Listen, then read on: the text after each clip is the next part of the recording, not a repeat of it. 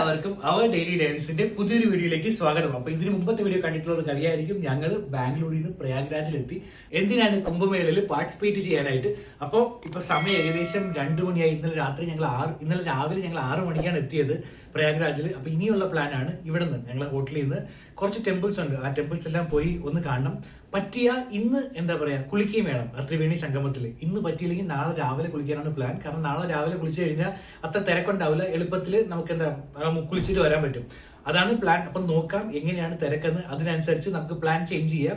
അപ്പൊ എല്ലാരും പോലെ world's largest gathering Kumbh Mela in Prayagraj അതിന്റെ എക്സ്പീരിയൻസ് ചെയ്യാനായിട്ട് ഞങ്ങൾ ആദ്യം പോവാണ് സംഗം ഘാട്ട്. ആ സ്ഥലത്തേക്ക് അവിടെ എന്താ പറയുക കുളിക്കാനായിട്ടുള്ള ഓപ്ഷൻ ഉണ്ട്. ത്രിവേണി സംഗമത്തിൽ ബോട്ട് എടുത്ത് പോയി കുളിക്കാനുള്ള ഓപ്ഷൻ ഉണ്ട്. അപ്പോൾ അങ്ങോട്ട് പോവാണ് ഞങ്ങൾ. ഇവിടുത്തെ വഴികളെല്ലാം എന്ത് ചെറുതല്ലേ, ചെറിയ ചെറിയ ഇടവഴികളിലൂടെയാണ്. 2 സൈഡിലും കടകളാണ്. അതിൽ വെജിറ്റബിൾ സ്റ്റോർ ഉണ്ടാവാം, എന്താ പറയുക സ്റ്റേഷനറീസ് ഉണ്ടാവാം, ഇലക്ട്രോണിക്സ് ഷോപ്പ് ഉണ്ടാവാം, എല്ലാം 2 സൈഡിലും ഉണ്ട്. അതിൻ്റെ ഇടയിൽ കൂടെ ഇതുപോലെ ഓട്ടോയും പോവും, ഓട്ടോയും കാറും എല്ലാം പോവും.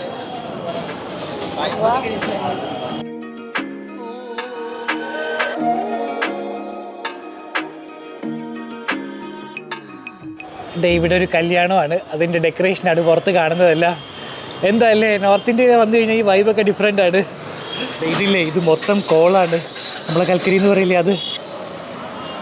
ഈ ആളുകളെല്ലാം എന്താ സംഘം ഘാട്ടിൽ പോയിട്ട് കുളിച്ചിട്ട് തിരിച്ചു വരുന്നവരാണ്. മോളിൽ കൂടെ ട്രെയിൻ പോകുന്നു. ऊपर से ट्रेन जा रहा है, नीचे से गाड़ी जा रहा है, अलग ही व्यू है.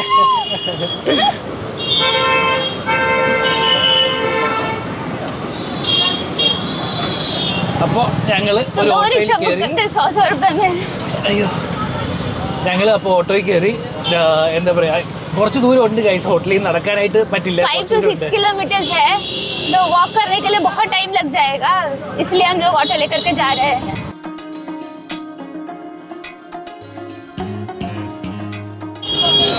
ജനസമുദ്രമാണ് ഗൈസ് ഇവിടെ. എത്ര മാത്രം ആളാന്ന് നോക്കിയേ, മൊത്തം.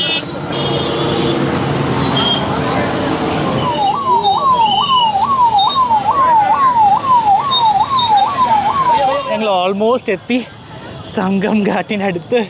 ഒത്തിരി നടക്കാനുണ്ടായിരുന്നു. ഇതൊരു കാർ പാർക്കിംഗ് ഏരിയ ആണ്. അപ്പോൾ വരുന്നവർക്ക് കുളിക്കാനായിട്ട് വരുന്നവർക്ക് പാർക്ക് ചെയ്യാനായിട്ടുള്ള ഓപ്ഷനാണ് ഇവിടെ. അവിടെ എന്തൊക്കെയൊരു മേള പോലെ ഉണ്ട്, ഓക്കെ വാങ്ങിക്കാനും കറങ്ങാനുമായിട്ടുള്ള ഓപ്ഷൻ എല്ലാം ഉണ്ട് ഇവിടെ. അപ്പോൾ VIP അതുപോലെ ഹെലികോപ്റ്ററിൽ പോവും. നമുക്ക് ഇതുപോലത്തെ നടന്നു പോകേണ്ടി വരും. അപ്പോൾ ഈ താഴെ കാണുന്നില്ല, ഇവിടെ ആക്ച്വലി റോഡില്ല, ബട്ട് വണ്ടികൾക്ക് പോകാനായിട്ട് ഇവിടെ അയണിൻ്റെ എന്താ പറയുക ഒരു പ്ലാറ്റ്ഫോം ഉണ്ടാക്കിയിരിക്കണം. അപ്പോൾ ഇതിൻ്റെ മുകളിൽ വണ്ടികൾക്ക് പോകാം. അപ്പോൾ ഈ കുംഭമേള കഴിഞ്ഞ് കഴിഞ്ഞാൽ ഇതെടുത്ത് മാറ്റും, ഓക്കെ ഇത് ടെമ്പററി ആണ്.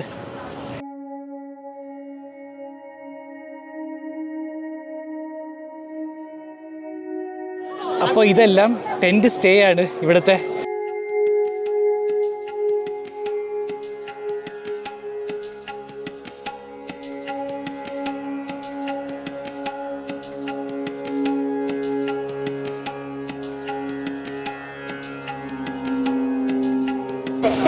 അപ്പോൾ ഇതുപോലുള്ള ചെറിയ ചെറിയ എന്താ പറയുക കണ്ടില്ല, ഇതുപോലെ ചെറിയ ചെറിയ വണ്ടികളിൽ അങ്ങോട്ടേക്ക് കൊണ്ടുപോകാനായിട്ട് ഇതുപോലെ ആളുകളുണ്ട്.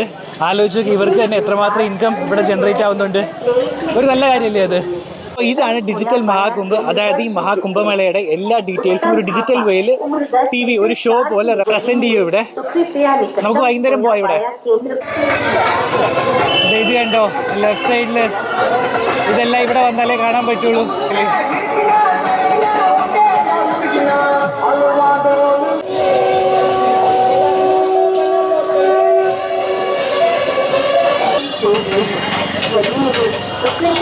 അതാണ് രുദ്രാക്ഷം, അതിൻ്റെ കായാണിത്. ഇത് കണ്ടില്ലേ.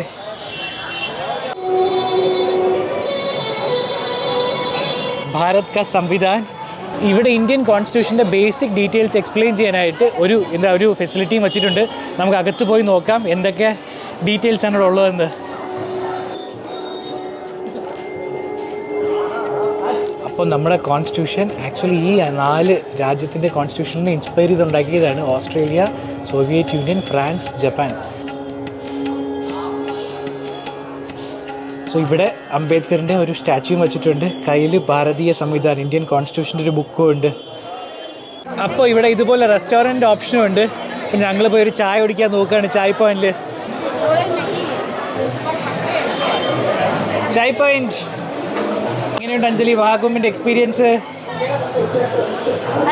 इतना क्राउड देख करके ना पहले हिम्मत जुगाड़ करना पड़ता है घूमने के लिए. सभी जो भी प्लान था सब कल करेंगे. अभी इत्मीनान से चाय पी रहे हैं. മഹാകുംഭിൽ ഇതൊരു സംഭവം തന്നെയാണ്. നിങ്ങൾ ആലോചിച്ച് നോക്കി, ഇത്രയും വലിയ റിലീജിയസ് ഗ്യാതറിങ്, അതിൽ ഇത് മൊത്തം ഹിന്ദുക്കളാണ്. അപ്പോൾ അവരുടെ ഏറ്റവും വലിയൊരു ഇമ്പോർട്ടൻറ്റ് റിലീജിയസ് ഗ്യാതറിങ്ങിൽ ഞങ്ങൾക്കും പാർട്ടിസിപ്പേറ്റ് ചെയ്യാൻ പറ്റി. ഒരു വണ്ടർഫുൾ ഫീലിംഗ് ആണ്. ഞങ്ങൾ ഇതുവരെ കുളിച്ചില്ല, നാളെ രാവിലെ പോയി കുളിക്കാനാണ് പ്ലാൻ. इतना दिन से कोई तो बन मस्का के लिए पूछ रहा था, कुंभ मेला आके किसी को बन मस्का मिला? बैंगलोर पे नहीं मिल रहा था बन मस्का. पता नहीं, हमको गांव में रहते हैं, हमको चाय पॉइंट का बन मस्का मिलता ही नहीं है बैंगलोर में. അഞ്ജലിയില്ലേ ബാംഗ്ലൂർ മൊത്തം തപ്പി നടന്ന് ബൺമസ്ക് നോക്കിയാണ്, ബൺമസ്ക കിട്ടാനില്ലായിരുന്നു. ഇവിടെ കുംഭമേളയ്ക്ക് വന്നിട്ടാണ് അഞ്ജലിക്ക് ബൺമസ്ക് കിട്ടിയത്.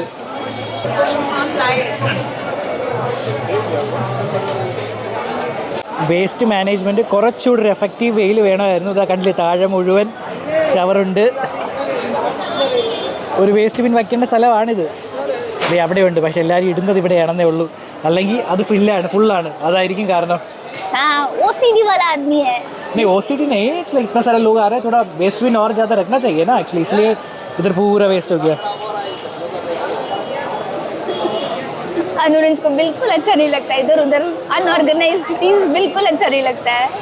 ഡിജിറ്റൽ മഹാകുംഭ് ഞങ്ങളിപ്പോൾ പോവാണ് ഡിജിറ്റൽ മഹാകുംഭ് കാണാനായിട്ട്. അപ്പോൾ അകത്ത് പോയി നോക്കാം. कोई एंट्री फी है क्या? ओ एंट्री फी नहीं है.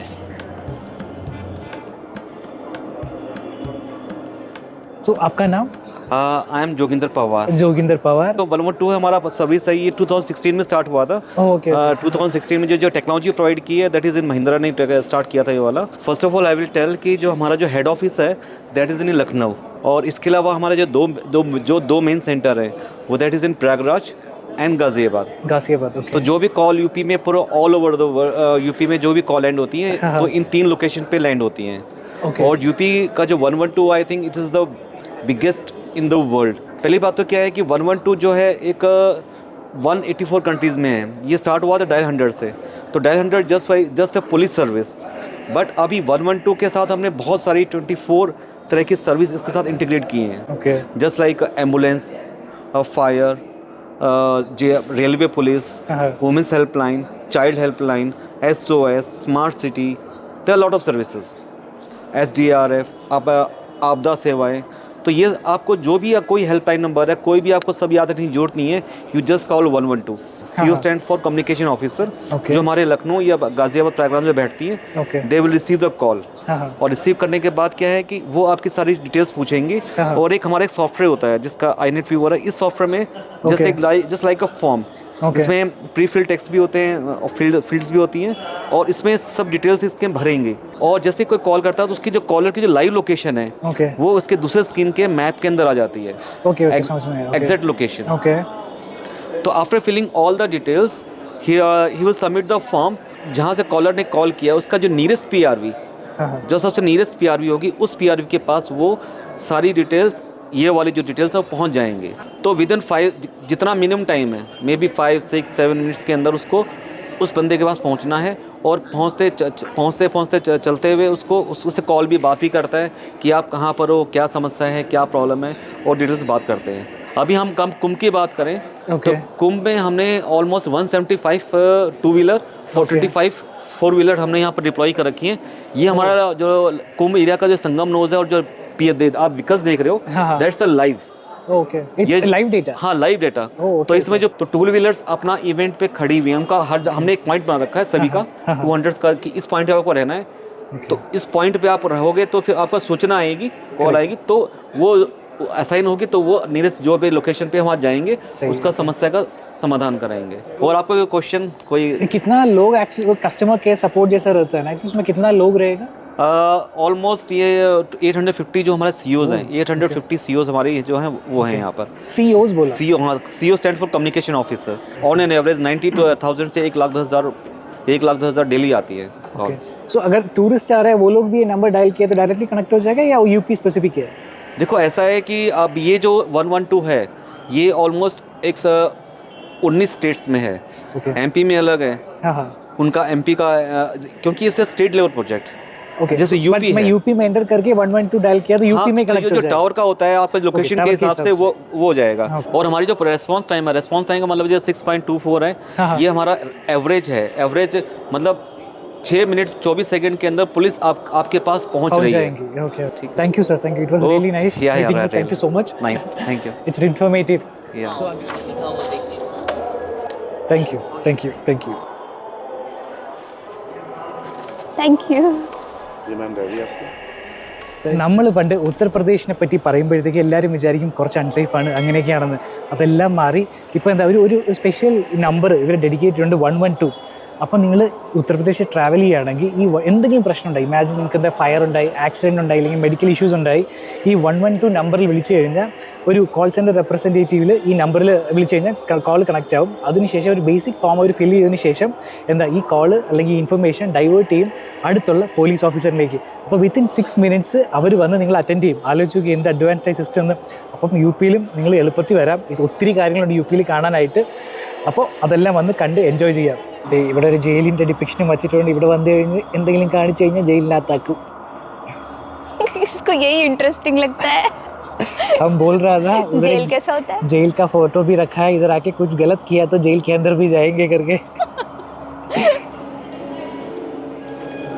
കൊള്ളാം അല്ലേ, എന്തൊക്കെ സിസ്റ്റങ്ങളാണ്. അപ്പോൾ ഞങ്ങൾ ഇപ്പോൾ അവിടെ നിന്ന് ആ ഷോയിൽ നിന്ന് അവിടെ നിന്ന് പുറത്തിറങ്ങി. ഇത് ആക്ച്വലി മെയിൻലി ഫോർ എന്താ പറയുക പോലീസുകാരുടെ ഒരു എക്യുപ്മെൻറ്റും ഫെസിലിറ്റീസും കാണിക്കാനായിട്ടുള്ളതായിരുന്നു. വേറൊരെണ്ണം ഉണ്ട്, ഒരു ഡിജിറ്റൽ കുമ്പ്, അത് മഹാകുംഭിനെ പറ്റിയുള്ളതാണ്. അത് വേറെ സ്ഥലത്താണ്, അങ്ങോട്ട് പോയി നമുക്ക് നോക്കാം. അപ്പോൾ ഞങ്ങൾക്ക് ഈ പോലീസുകാർ കുറച്ച് ഗിഫ്റ്റൊക്കെ തന്നു, തൊപ്പിയും ഒരു ഡയറിയും പെന്നും ഇതെല്ലാം. അപ്പം പറയാൻ ഉദ്ദേശിച്ച മെയിൻ കാര്യം യു പി ഇപ്പോൾ സേഫാണ് ഗൈസ്. ഇതുപോലെ രാത്രി ട്രാവൽ ചെയ്യാം. ഇത് കണ്ടോ എങ്ങനെയാണ് ആളുകളെ സേഫായിട്ട് കൊണ്ടുപോകുന്നതെന്ന്. 4 സൈഡിലും ഇതുപോലെ സാരി കെട്ടി അതിൻ്റെ ഇടയിൽ കൂടെ കൊണ്ടുപോകുന്നത്.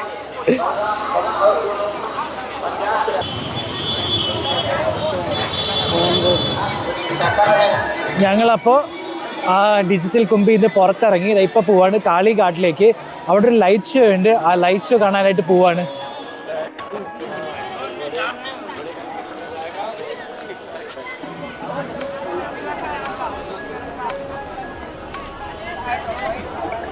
അപ്പോൾ ഈ കാണുന്നത് പുതിയ പാലമാണ് ആൻഡ് ആ സൈഡിൽ പഴയ പാലം. അപ്പം ലേസർ ഷോ ഇപ്പോൾ തുടങ്ങാൻ പോകുന്നത് ഇവിടെ ആയിട്ടാണ് ലേസർ ഷോ.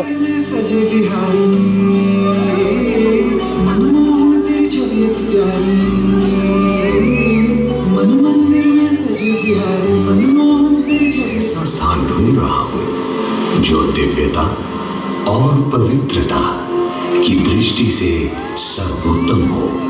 क्या आप मुझे ऐसा कोई उपयुक्त स्थान बता सकते हैं जो सभी तीर्थों में सर्वश्रेष्ठ हो?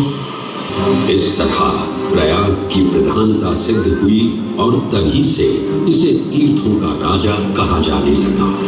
आज भी ऐसी मान्यता है कि भगवान ब्रह्मा ने गंगा नदी के पश्चिमी तट पर 10 अश्वमेध यज्ञ संपन्न किए थे। आज उस स्थान को हम दशाश्वमेध घाट के नाम से जानते हैं। भगवान ब्रह्मा के अलावा इंद्रदेव, वरुण देव एवं सोमदेव ने भी प्रयाग क्षेत्र में ही भगवान विष्णु की आराधना करने हेतु यज्ञ किए थे। ये द्वारका और बद्रीनाथ की स्थापना की थी, बल्कि सन्यासी परंपरा को जीवित रखने हेतु 10 नाम सन्यासी व्यवस्था का गठन भी किया था, जिसके अंतर्गत निर्माणी, अटल, निरंजनी, आनंद, जूना, आवाहन और अग्निसात नामक 7 अखाड़े निर्मित हुए। आदि शंकराचार्य का उद्देश्य शास्त्रों के ज्ञान को आपस में साझा कर सनातन धर्म के दार्शनिक आधारों को सुदृढ़ और परिपक्व करना था।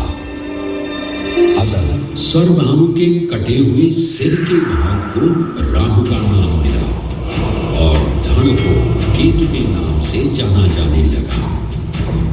माना जाता है कि प्रतिशोध की ज्वाला में ज्वलित राहु एवं केतु सूर्य एवं चंद्रमा पर ग्रहण लगाते हैं।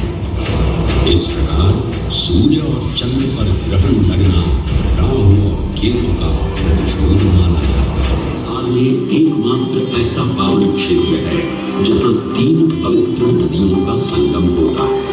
इस संगम का भी एक अनूठा महत्व है।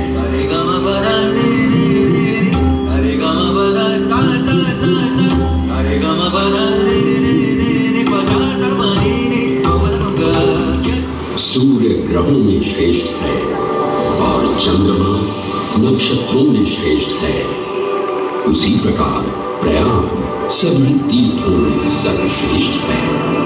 पद्म पुराण में वर्णित ये श्लोक जिस तरह प्रयाग की विशेषता को दर्शाता है, उसी तरह इस पावन क्षेत्र का गुणगान करने वाली अनेक पौराणिक कथाएं, किंवदंतियां एवं कहानियां आज भी जनमानस में प्रचलित हैं।